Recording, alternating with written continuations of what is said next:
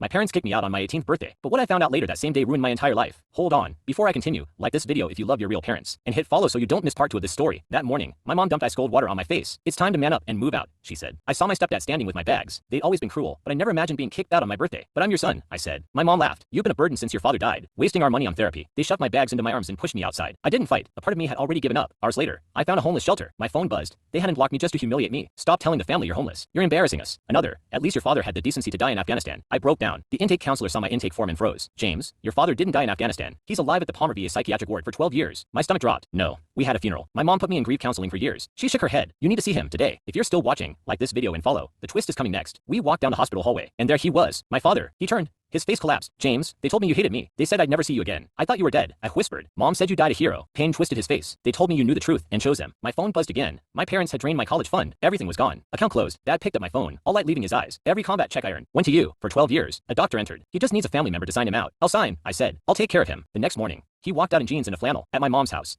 His breathing grew shallow. 12 years. He whispered. 12 years they stole from us. We stood at the door they kicked me out of. It opened. My stepdad's face went pale. My mom stepped back. Her mug shattered. Dad smiled. Hello, Mark. We need to talk about my death benefits. Mark panicked. Mom switched tones. Sweetheart, you must be confused. Are you taking your medication? Dad took a deep breath. Confused? You faked my death. You stole my money. And you abused my son. Mark tried to slam the door, but Dad slammed his boot in the frame. You don't get to hide anymore. Hit follow. Part 2 is dropping soon.